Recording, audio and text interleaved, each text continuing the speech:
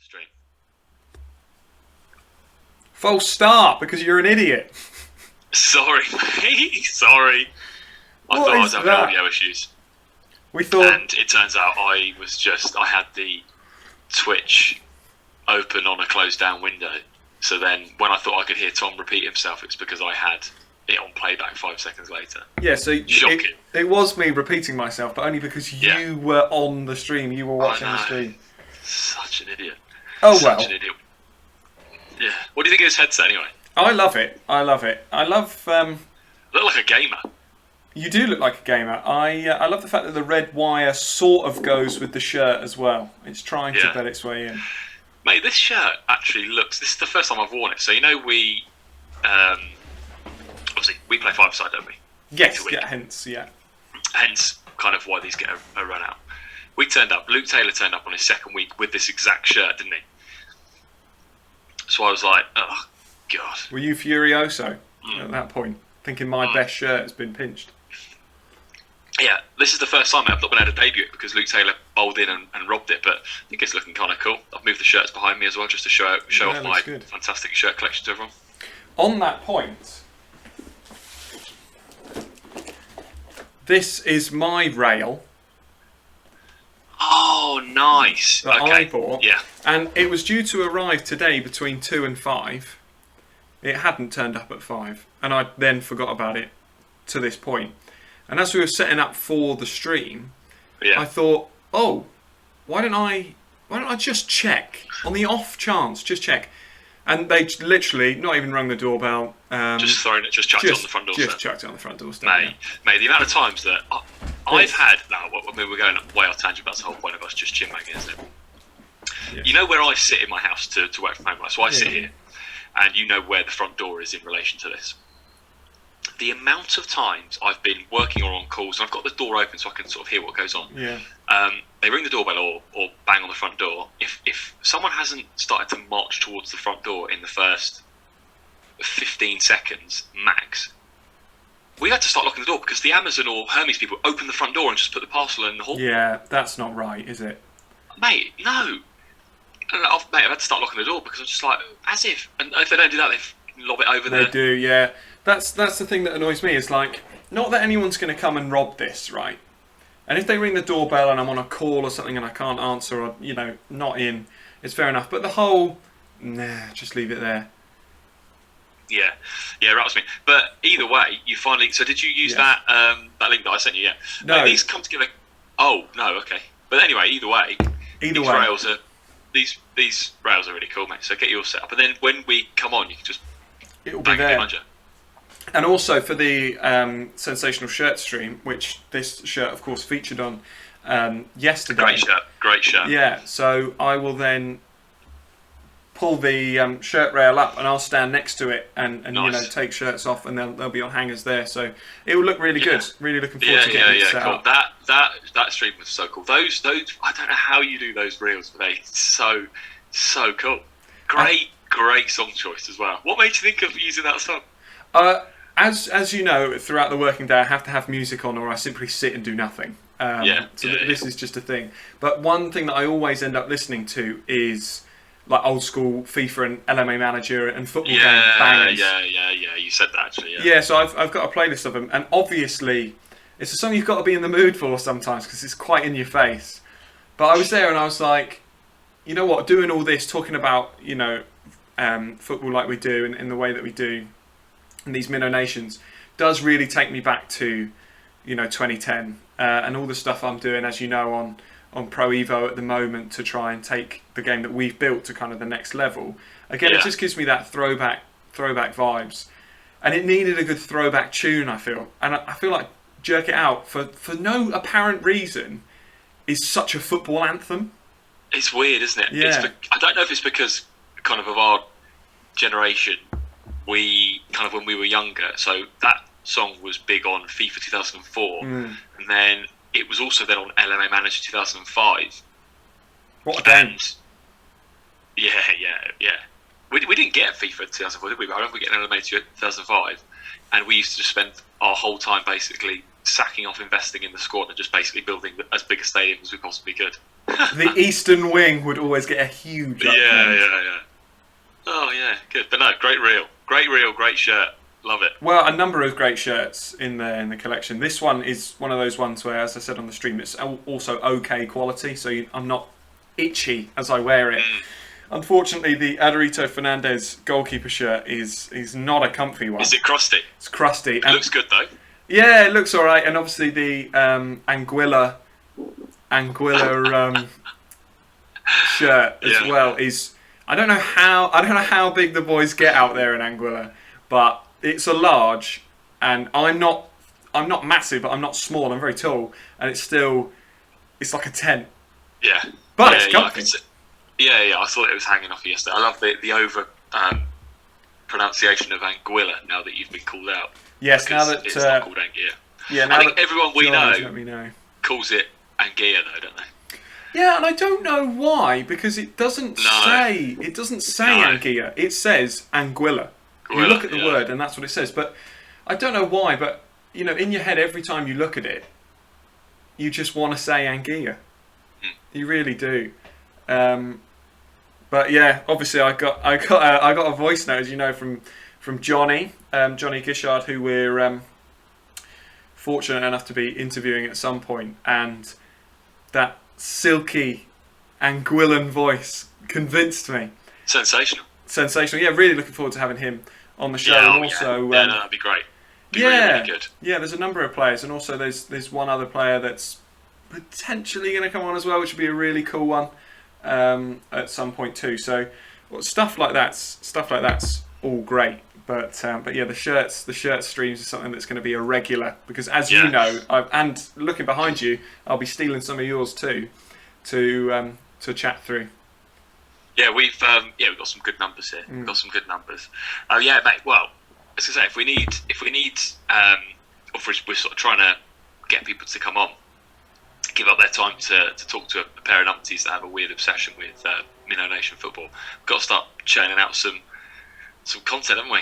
Start doing this a little bit more, and this is the second week. Feels good. Does feel good. Yeah, I feel like we've got now that we've got the setup like this, so you've not got I've not got to sit out here, and the setup's a little bit easier. We're just going to get there. We're going to refine it, as you know, over the first few weeks, which is why we've not put off the interviews, but we didn't go bang week one, like get Josh Bertie on the show.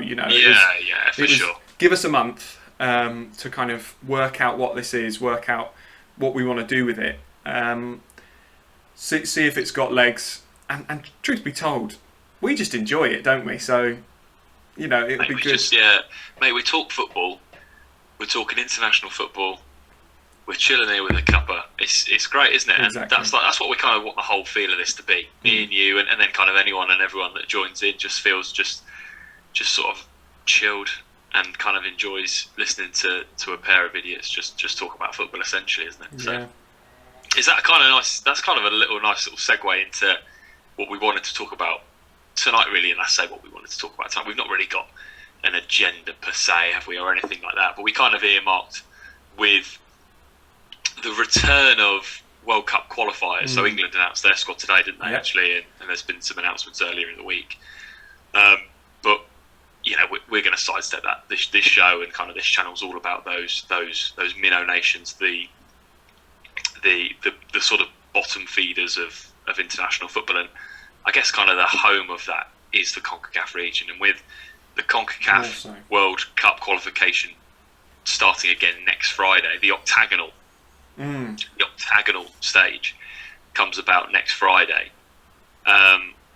which is great. We love it, but we've never, because we've only been doing this for a couple of weeks, we never really got the chance to just sort of chew the fat on that first round of qualifiers, which is where those minnow nations sort of really are housed, aren't they? And that's kind of the best, the kind of most high profile games that they're involved in.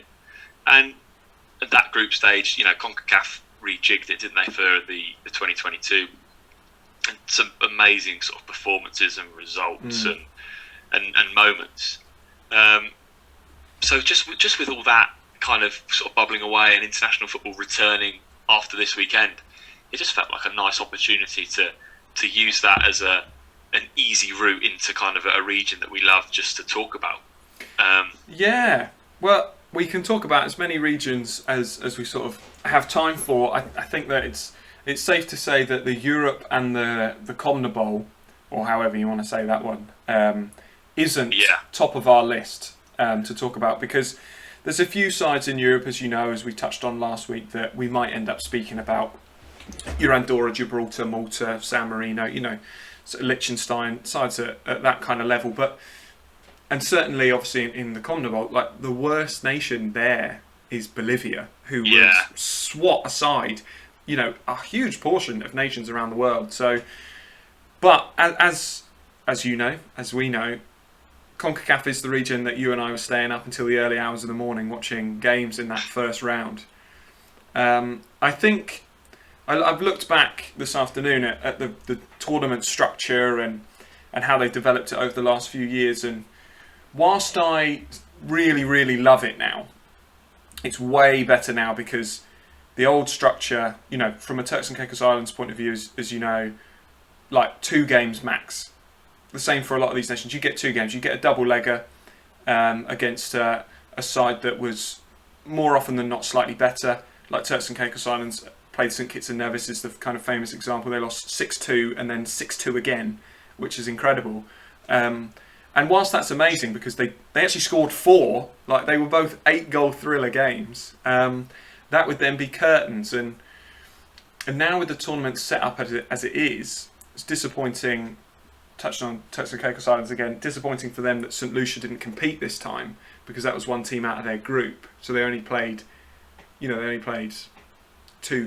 games as opposed to the 4.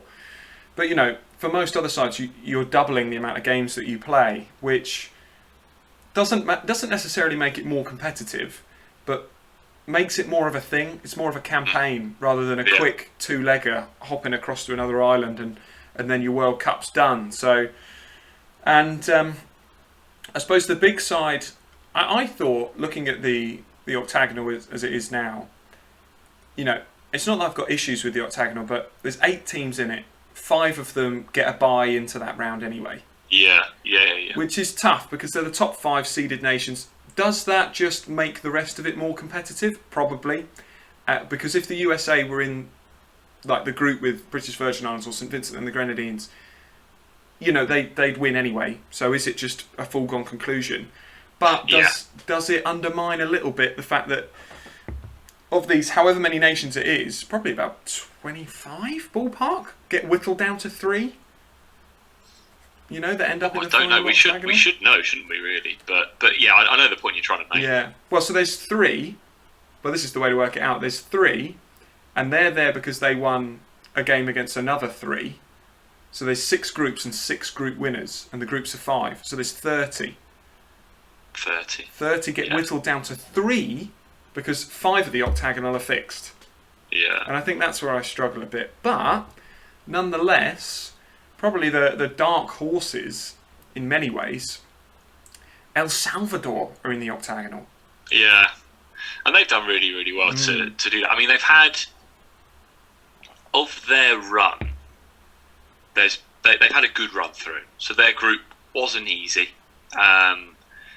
but they were always going to be the clear favourites to get through that. And then to draw, now I don't know actually if prior to the group stages rolling out, I don't know if the draw for all the group winners had already been decided, but for them to then draw St Kitts and Nevis as their team over 2 legs to then get into the octagonal, that's a sweet draw for them, isn't it? You look at the others. Haiti played Canada, Panama played Curacao, which are tough games. In the end, Canada actually cruised past Haiti, didn't they? They did. But it's amazing to see, though, isn't it? Sorry, because I think El Salvador, whilst they're definitely not kind of as part of like a Minnow nation sphere at all now, they've really kind of improved as a footballing nation across the last decade. So to now to be in the octagonal, I mean, what an achievement that is for them. I think it's interesting. I don't know about you, but I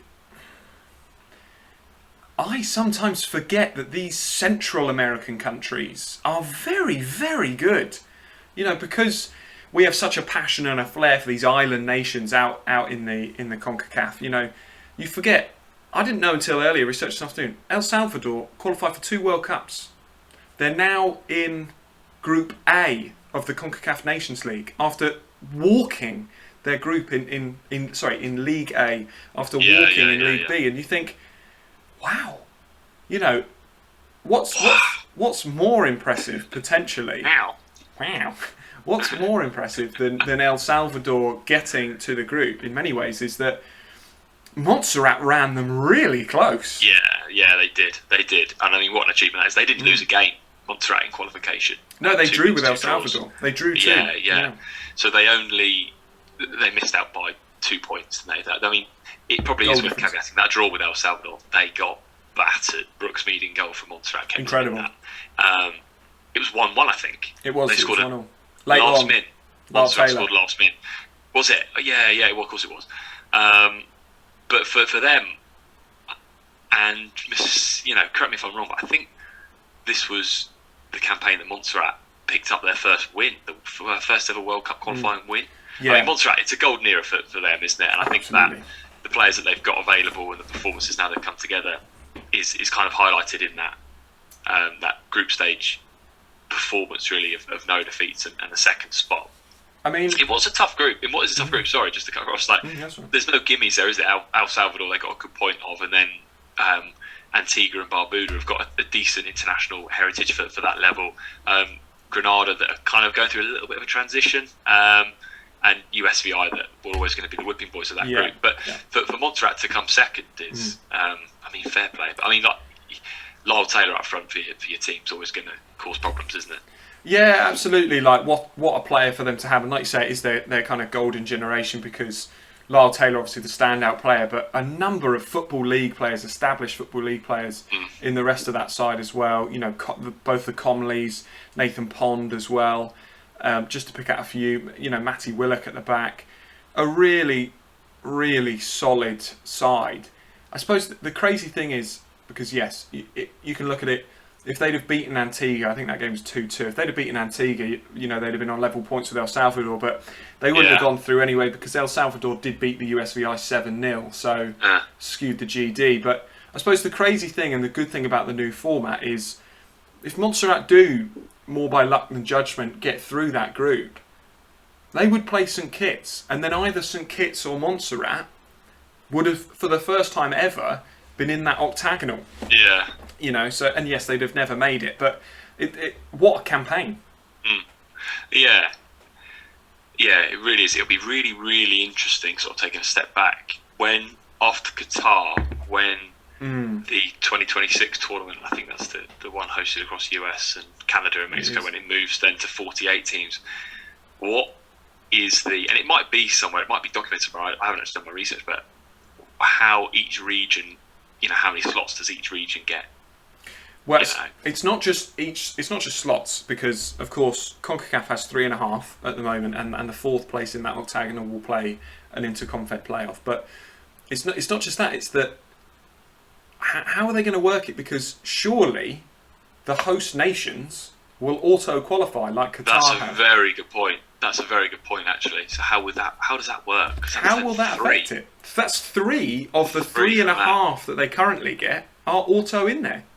So would you then have an octagonal that includes the likes of maybe...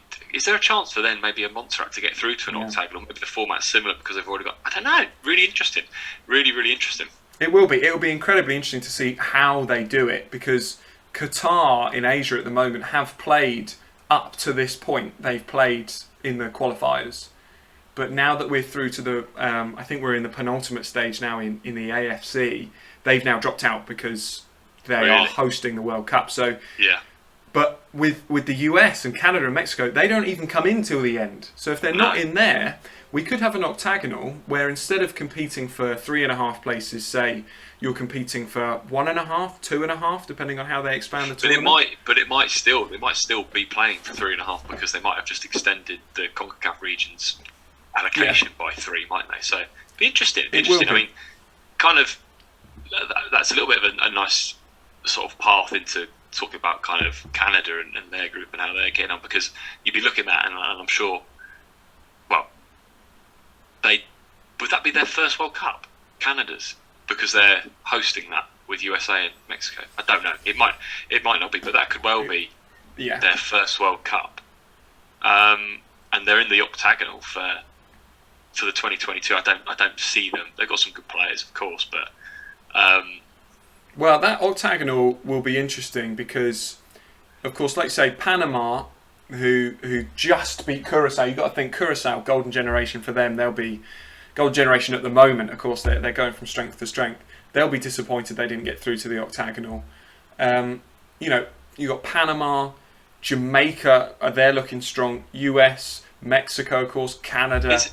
It's a strange one. I mean, I think without wanting to sound too boring, it'll be the same, mate. It'll be the same standard ones. It'll be Mexico, Costa Rica, USA, Honduras. You know, but it'll be interesting. Of course, it'll be interesting. Of course, it'll be interesting. What will be interesting is you've mentioned Jamaica there, and they're a good example. Suriname, another good example. Curacao didn't make it. Another example is kind of these nations now are really tapping into players that have eligibility with them, aren't they? So Jamaica have got.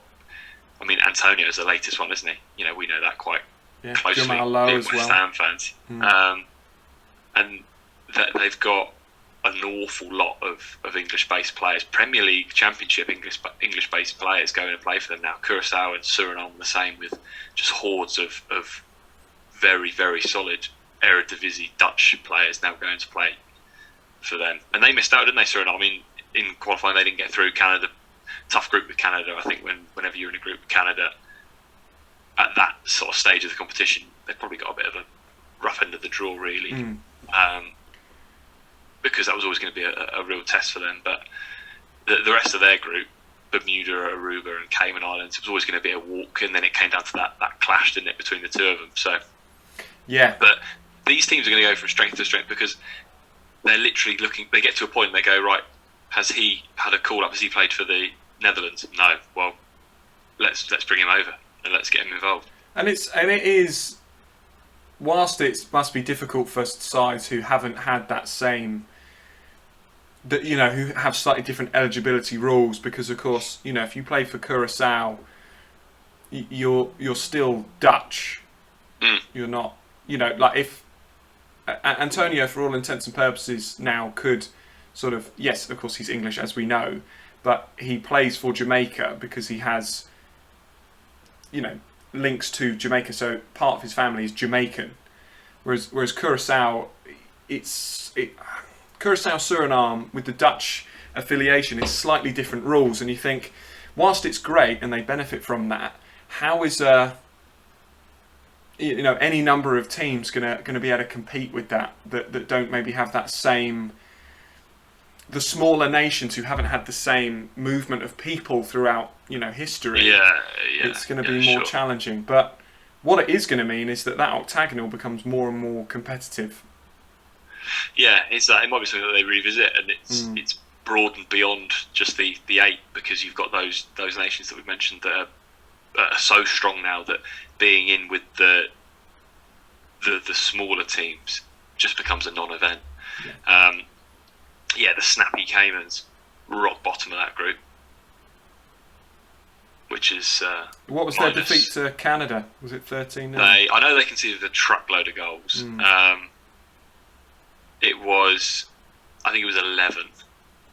But this is why I do prefer the Nations League in many ways. Don't get me wrong, I love the World Cup qualifiers and I love the passion for it.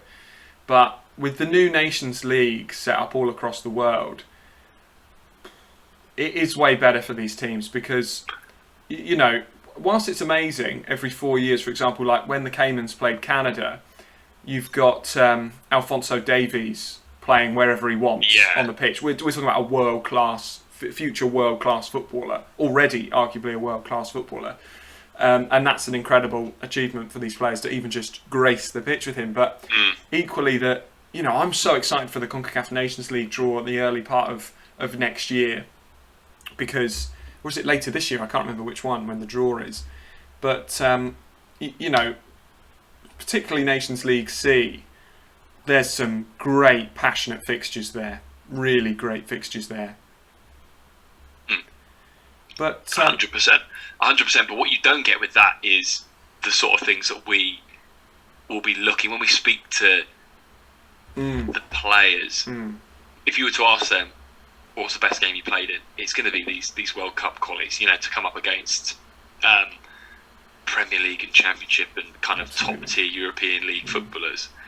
But I get what you mean. And for us to kind of watch like minnow to minnow against each other is a more enjoyable thing, isn't it? Rather than watching them just get absolutely battered.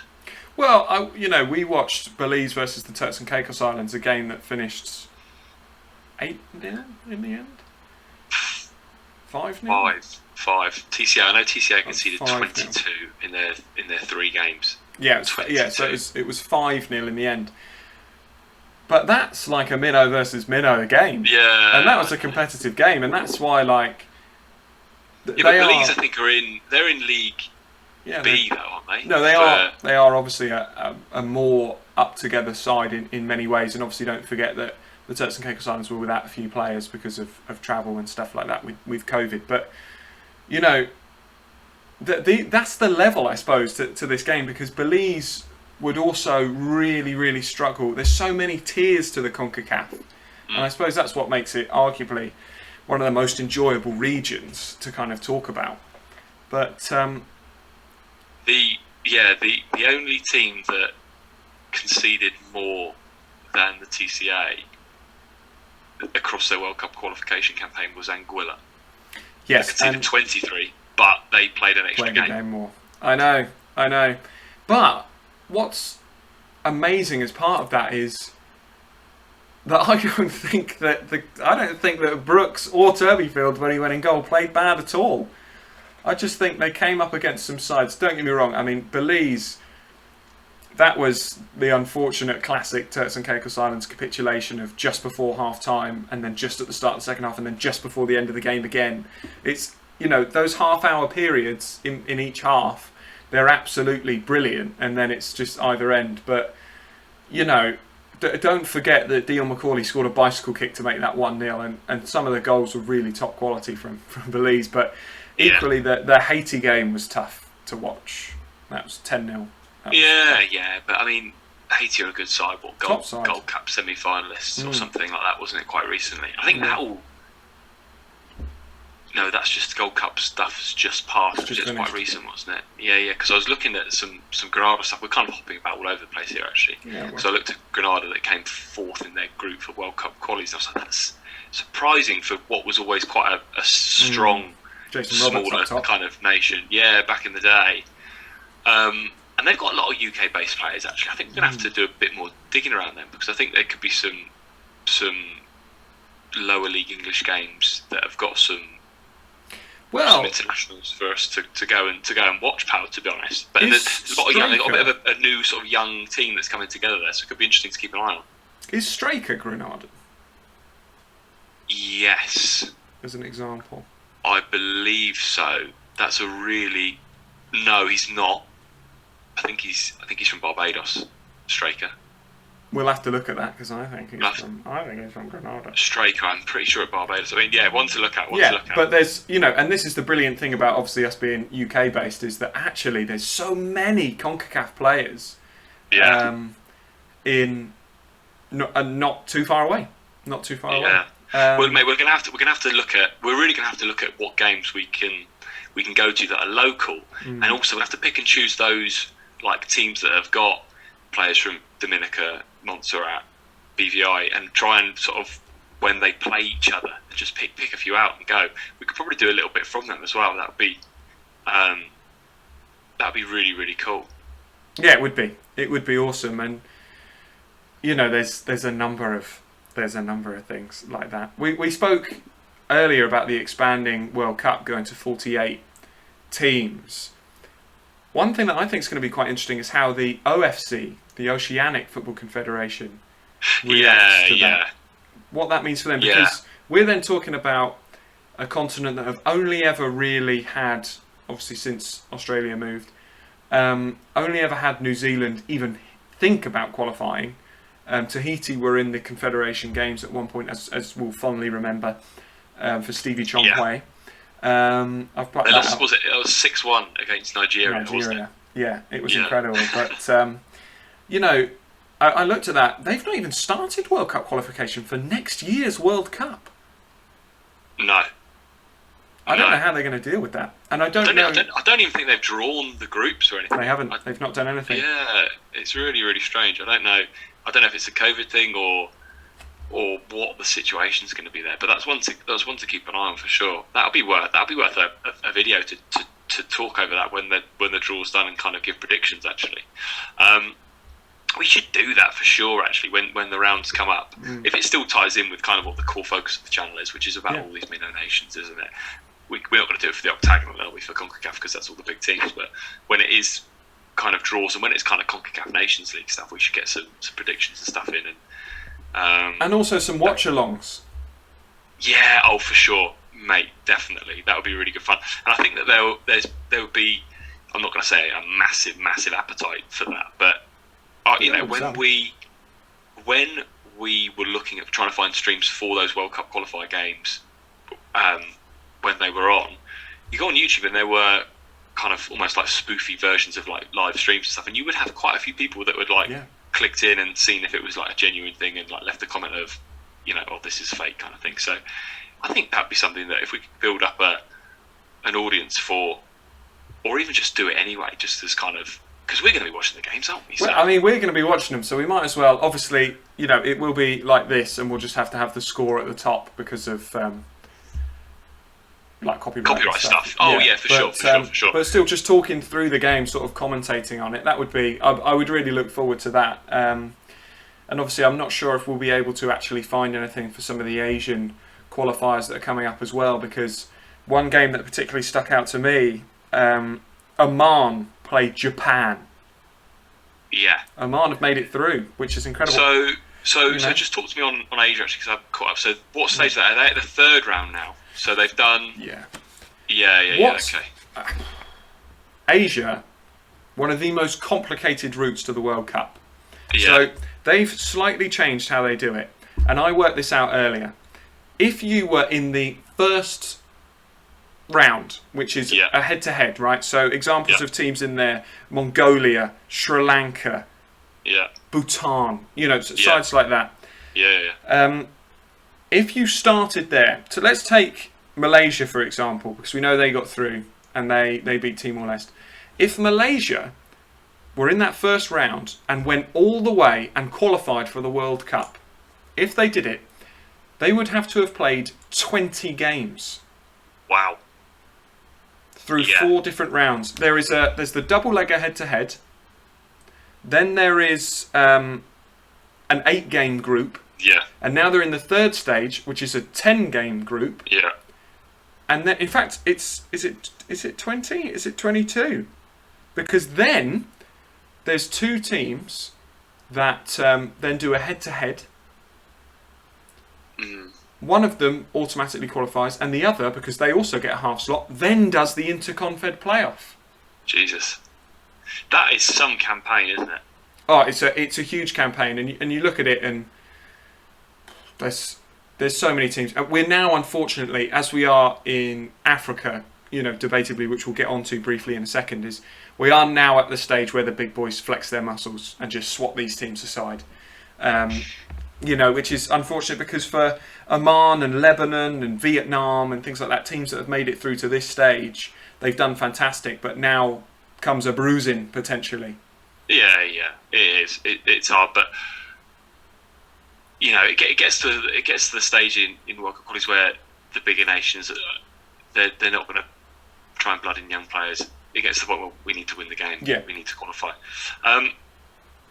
Just a quick one actually. I just look at the time, kind of how this sort of always is the thing, isn't it? When we kind of get on, I feel like the time just flies because we just end up just chatting and chinwagging about it all, which is always great. Do we want to, I guess, kind of just sort of park and move on, and then maybe next week we can review some of the results that have come in, or is there some other stuff to chat if you want to kind of chat over anything still? One last thing from me. Yeah. as I said earlier, Africa now we're at the side where we're at the time where Senegal, the Ivory Coast, you know, these big nations that regularly qualify for the World Cup are in there, you know. And as you know, in Africa, we're now at the point there's 10 groups. The 10 winners will then be drawn 5 versus 5, and then the 5 winners will qualify. It's a nice, simple campaign, to be honest. Considering that there's obviously, you know, is it 54 nations compete in Africa? They organise it very well with the 10 groups. But just to point you in the direction of Group J, the 10th group, and I thought that this one could be really interesting. DR Congo, Benin, Madagascar, and Tanzania. Big. Now that is, unfortunately, we're probably at the point where, depending on the draw, maybe none of those sides get in the World Cup. Maybe. If they get a duff draw in the head-to-head. But you've got to be looking at Madagascar with their recent improvements in their side. And you know, their squad is now really, really good and it's got a lot of top-quality players. They're going to be knocking on the door of DR Congo, the other side, you'd say. You'd still fancy DR Congo for that, though. You would. You'd still fancy them. But for sure, I mean, that'll be that'll be a real test, that group. As you said, you'd kind of then, if they're then drawn with another group winner, a Ghana, a Senegal, an Ivory Coast, they probably would then lose that head-to-head, wouldn't they? But still be interesting to see who comes out on top in that one. And that all starts again. Well, I mean, Africa will be playing again international break, so they'll be playing next week. Yeah, cool. No, cool. It'd be good. It's It'd be really interesting to see what some of the results come through as for this next stage of World Cup qualification. It'd be good, mate. We'll have to chat. We'll chew the fat over the results and stuff next week when we come together on this. Absolutely. Yeah, we'll have to have a look ahead and kind of a key focus on some of the fixtures coming up, ones to look out for, and find a stream if you can. And then definitely some review of some big results, because we sort of missed the boat a little bit with like you say, with the first round of a lot of these things. Definitely, we'll definitely get involved in that. Time has marched on to that point. Mate, it absolutely has. Yeah. It's always great chatting. It's always good talking through football, World Cup, nations. We love it, don't we? So, and it always, I thought we'd come on this and do a quick half hour. I know. It always goes on. So, well, good to chat. Quickly, because I know you asked about this before. Yes, I have had a haircut. Yeah. Go on then. What was this story about this then? So, being the classic Brit that I am, I sat in the chair whilst I was given a terrible haircut, and then at the end went, "That's great. Here's £17." That's great. Yeah. When he got the mirror out and showed you the back of your head, and you just thought, that is a terrible. What was it? Shoddy fade or something? No, it wasn't even a fade. I asked for just to clear, just butchering. Just to clarify, you know, it doesn't look great. You know, obviously the lighting's probably not helping me, but this is all now. I did this.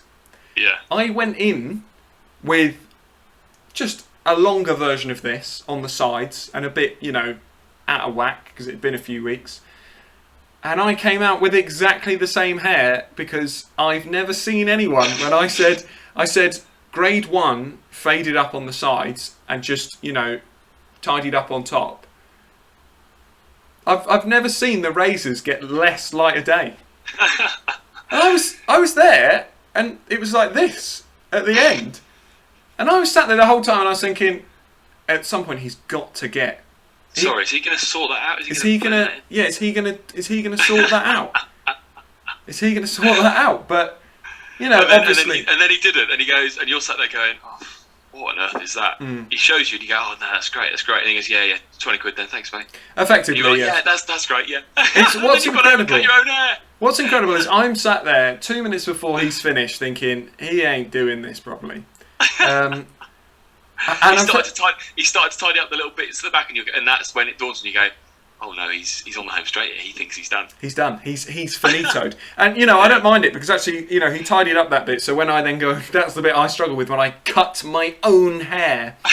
You know, like I was there, and I'm genuinely going, I'm going to pay this man, but I'm then going to go home and spend another 20 minutes doing it. Shafted. Absolutely shafted. Shafted. Yeah, you're totally right. Devastated. But yes, so I have had a haircut. Thanks for noticing, but it was at my own barbershop. I mean, actually, when we were on the call earlier, I was like, actually, that looks pretty good. I didn't know the story behind it, so fair play on kind of the rescue job that you've done. Thank you very much. Anyway, mate, let's go. Let's wrap it up. For those watching on YouTube, follow all the socials, and peace and love. Peace and love always. And I will see you very soon because we're about to go and play football together. Yes, mate. I'll see you in about 10 minutes' time. Excellent. Can't wait. Cool. Thanks all. We'll see you next time.